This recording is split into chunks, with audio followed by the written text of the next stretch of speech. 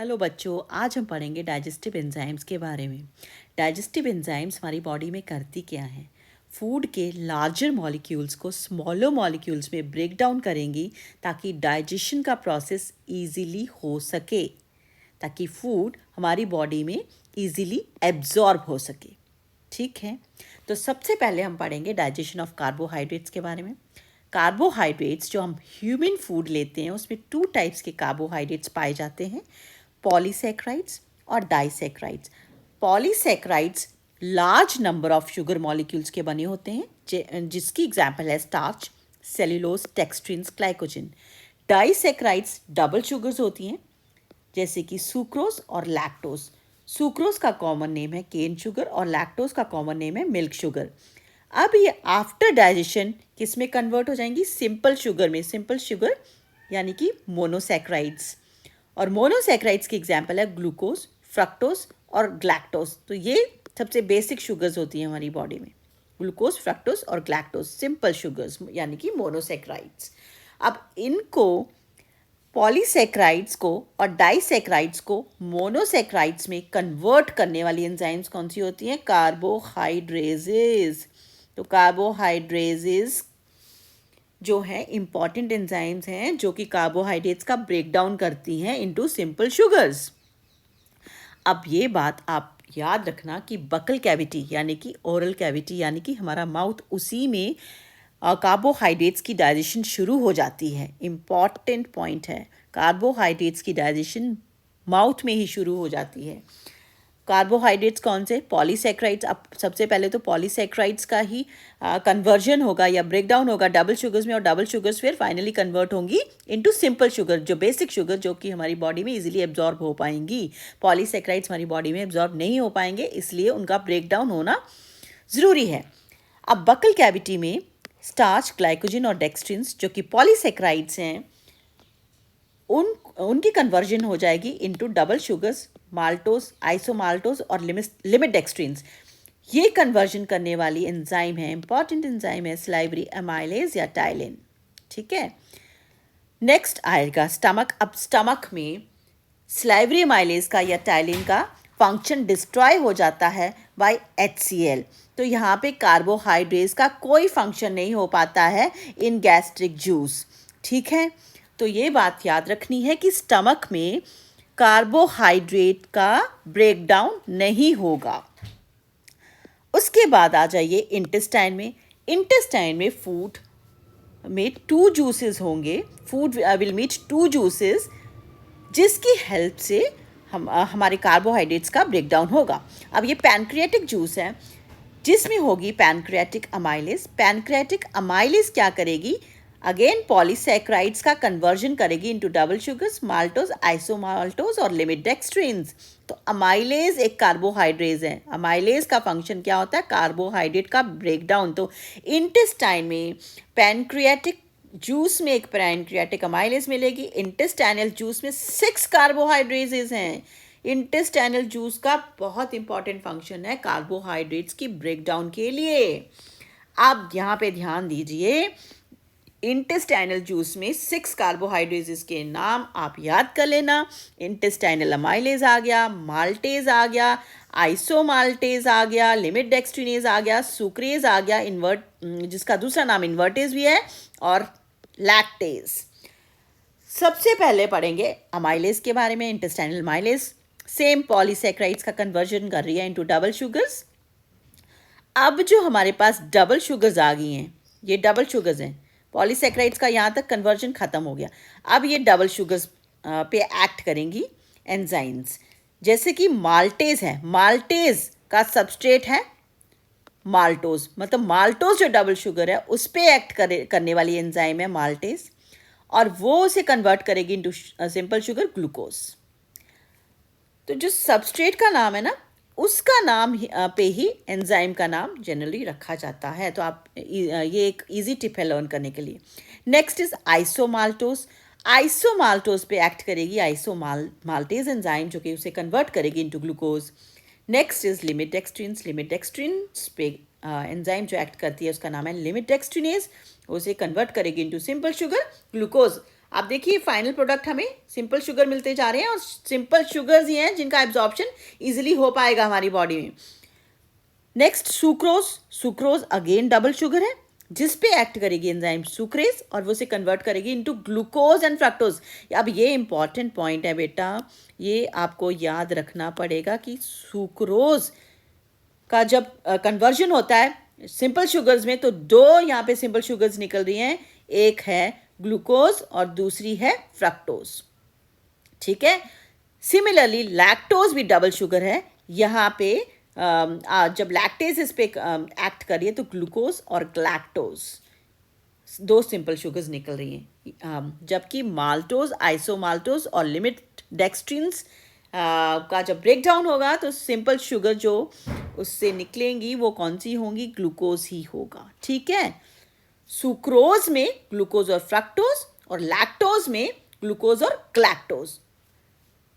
चलिए अब आगे चलते हैं. नेक्स्ट इज कई बार एजिंग के दौरान जब एजिंग होती है तो कुछ इंडिविजुअल्स में ये जो लैक्टेज एंजाइम है इसकी डेफिशिएंसी हो जाती है.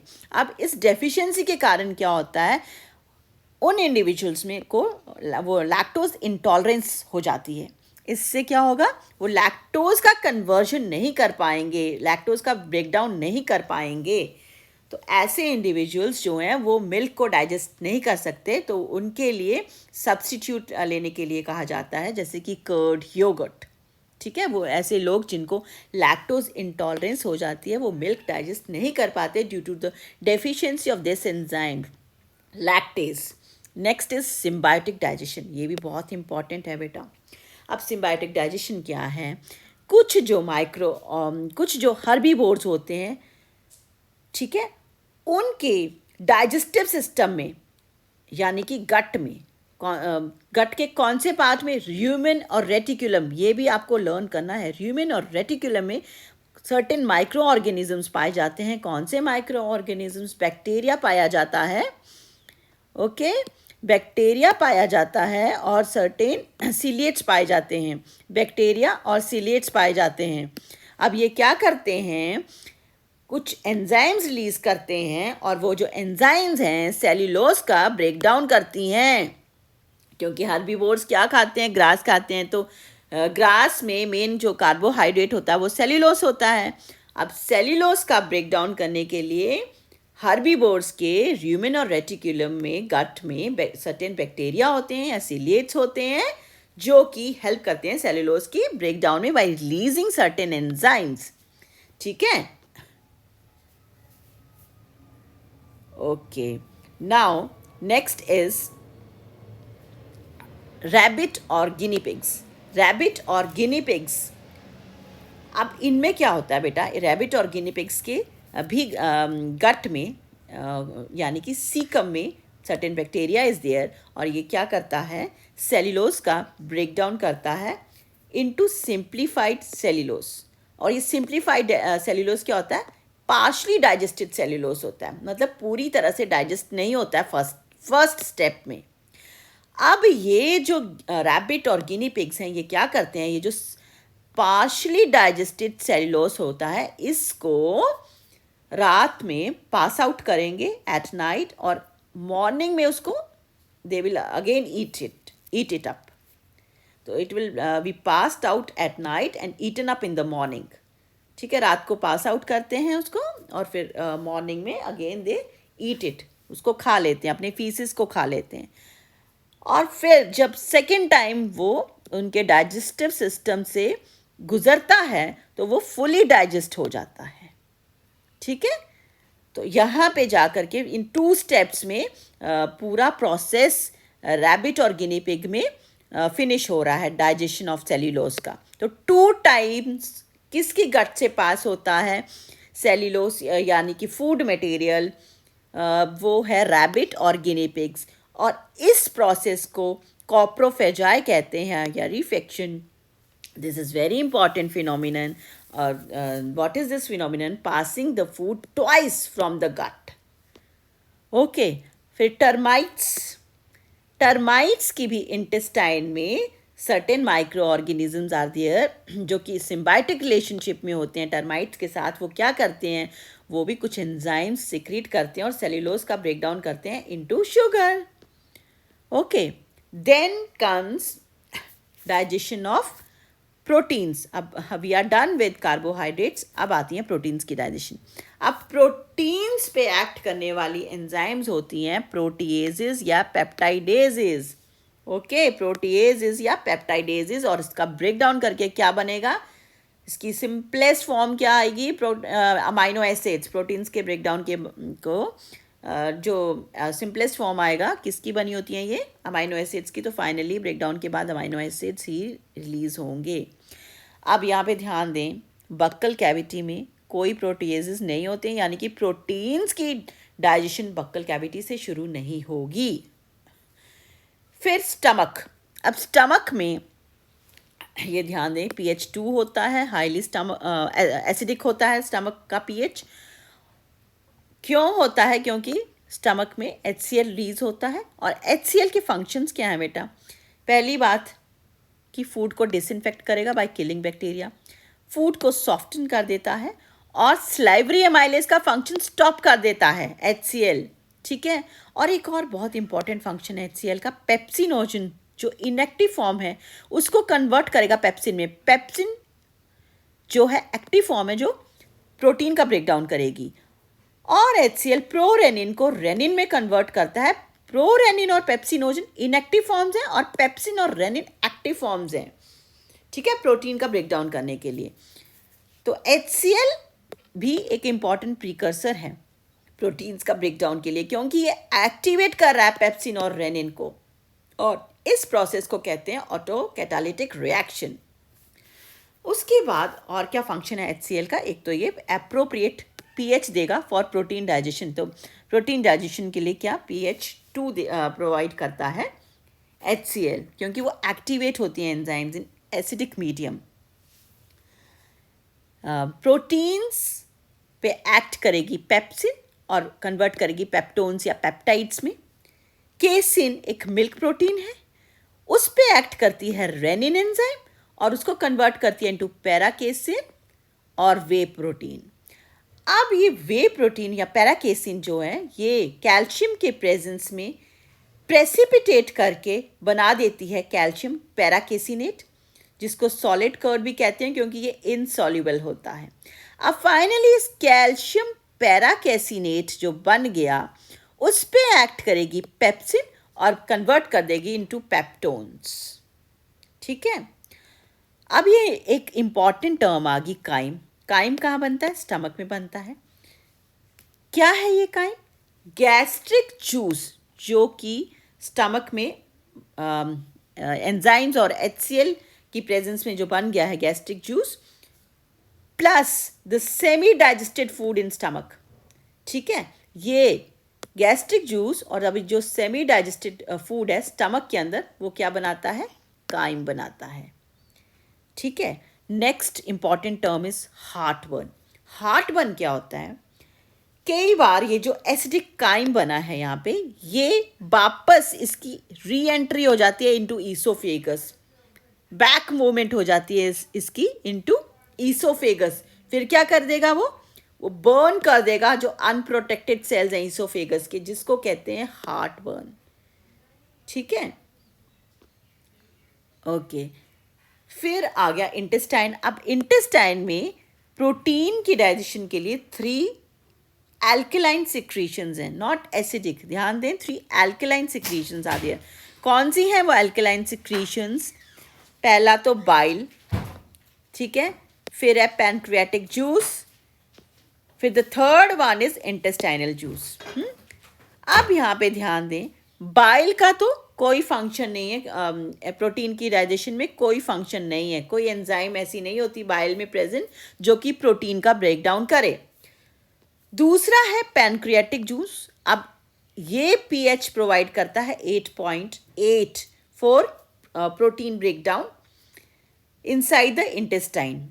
अब क्या क्या एंजाइम्स हैं इसमें पैनक्रियाटिक जूस में प्रेजेंट जो कि प्रोटीन का ब्रेकडाउन करेंगी, ट्रिप्सिनोजन है, काइमोट्रिप्सिनोजन है।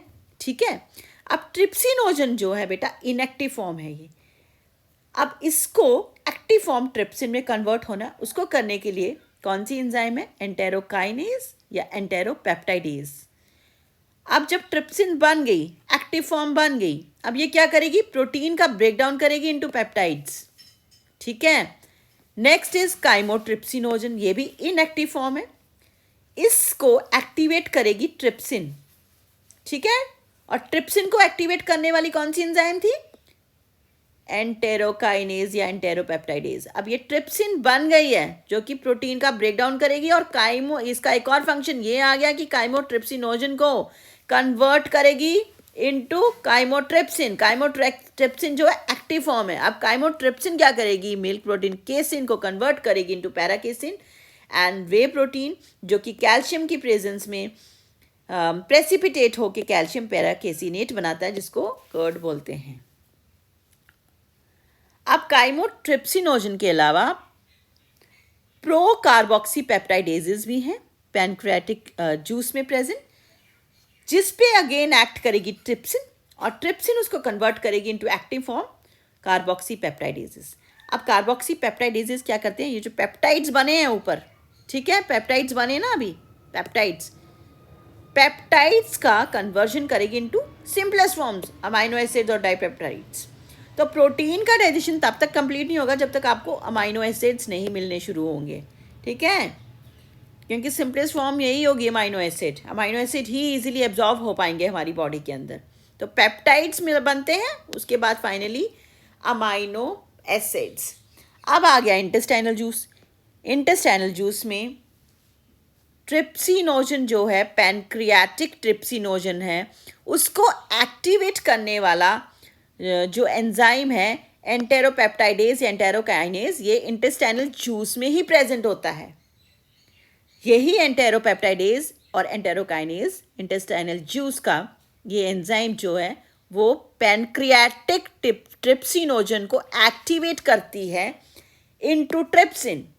ठीक है, जो ट्रिप्सिन आगे प्रोटीन का ब्रेकडाउन करेगी। अब इंटेस्टाइनल जूस में इसके अलावा और कौन सी एंजाइम्स प्रेजेंट होती हैं? अमाइनोपेप्टाइडेज और डाइपेप्टाइडेजेस। अमाइनोपेप्टाइडेजेस भी प्रोटीन को कन्वर्ट करती हैं into amino acids and dipeptides.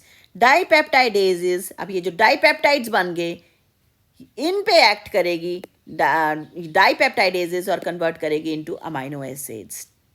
Next आ गया डाइजेशन ऑफ फैट्स। अब फैट्स का अगेन ध्यान दें, बक्कल कैविटी में यानी कि माउथ में कोई डाइजेशन नहीं होगा क्योंकि कोई लाइपेज प्रेजेंट नहीं है। No lipase is present in buccal cavity, no digestion of fats will take place here. Next आ गया स्टमक। यस, स्टमक में फैट्स का डाइजेशन होता है और उसके लिए एंजाइम होती है स्टमक में गैस्ट्रिक लाइपेज, जो कि कन्वर्ट करेगी उसको मोनोग्लिसरीड्स में एंड फैटी एसिड्स में। पर ये ध्यान दें, ये जो गैस्ट्रिक लाइपेज है, इसको it is soon destroyed by HCl। तो इसका जो एक्शन होता है वो लिमिटेड होता है, शॉर्ट ड्यूरेशन के लिए होता है। फैट्स की डाइजेशन के लिए बाइल की बहुत इम्पॉर्टेंट पार्टिसिपेशन है, बहुत इम्पॉर्टेंट भूमिका निभाता है बाइल, क्योंकि इसमें इमल्सिफाइंग एजेंट्स हैं जैसे कि सोडियम ग्लाइकोकोलेट और सोडियम टोरोकोलेट। ये इम्पॉर्टेंट नेम्स हैं, इनको आपने बाय हार्ट लर्न कर लेना है। अब ये करते क्या हैं?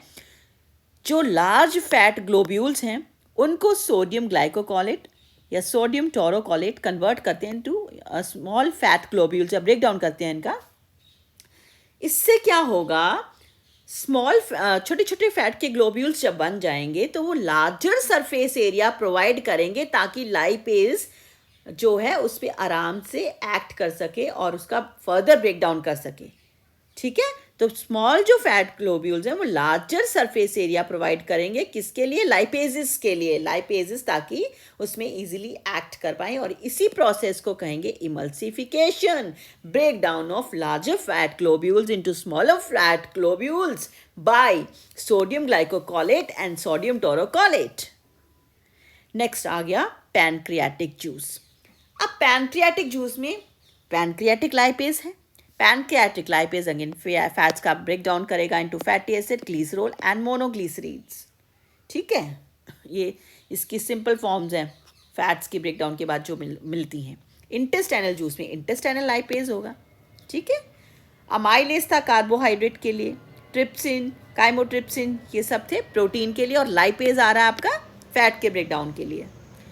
अब ये भी lipase again intestinal lipase will convert fat into fatty acid, glycerol and monoglycerates. Finally digestion of nucleic acids. तो न्यूक्लिक एसिड्स की डाइजेशन ना ही तो ऑरल कैविटी में माउथ में हो रही है, ना ही तो स्टमक में हो रही है, सीधा इंटेस्टाइन से शुरू हो रही है। ठीक है, पैनक्रियाटिक जूस में 2 न्यूक्लियसेस होते हैं और इंपॉर्टेंट न्यूक्लियसेस होते हैं, जिसको हम कहेंगे डीऑक्सीराइबोन्यूक्लियेज और राइबोन्यूक्लियेज। डीऑक्सीराइबोन्यूक्लियस डीएनए का ब्रेक डाउन करके बनाएगा डीऑक्सीराइबोन्यूक्लियोटाइड्स, पहले बनेंगे न्यूक्लियोटाइड्स, और राइबोन्यूक्लियस आरएनए का ब्रेक डाउन करके बनाएगा राइबोन्यूक्लियोटाइड्स। अब राइबोन्यूक्लियोटाइड्स या डीऑक्सीराइबोन्यूक्लियोटाइड्स जो बने हैं इनका फर्दर ब्रेक डाउन होगा।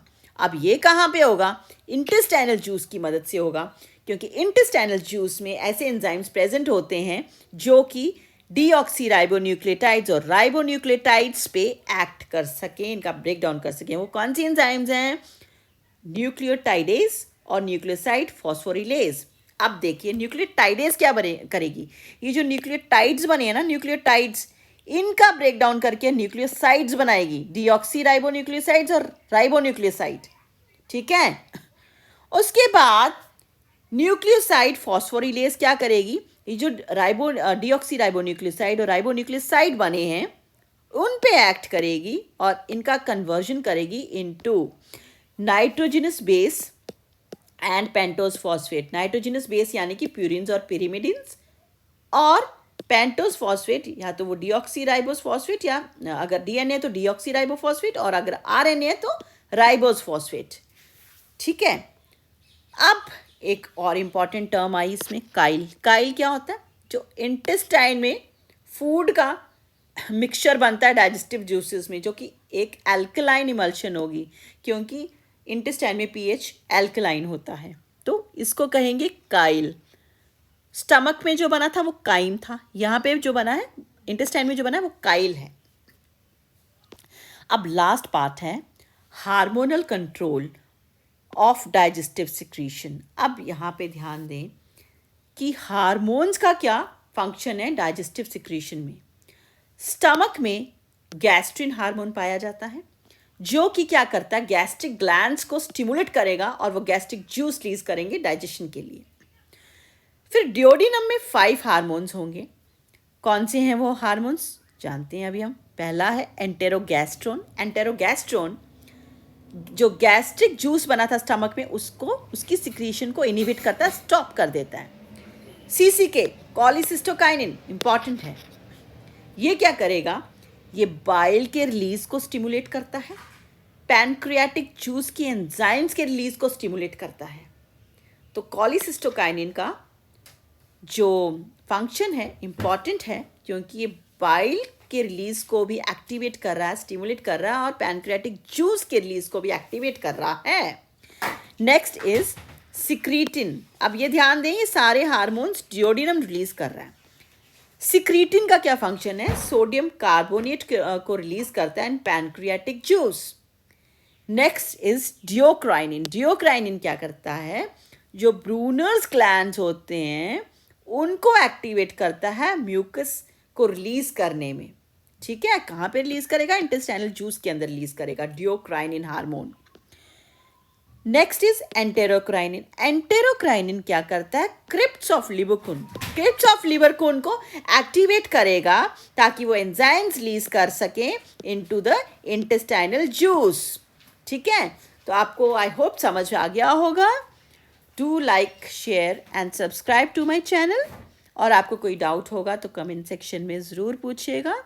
Thank you and have a good day.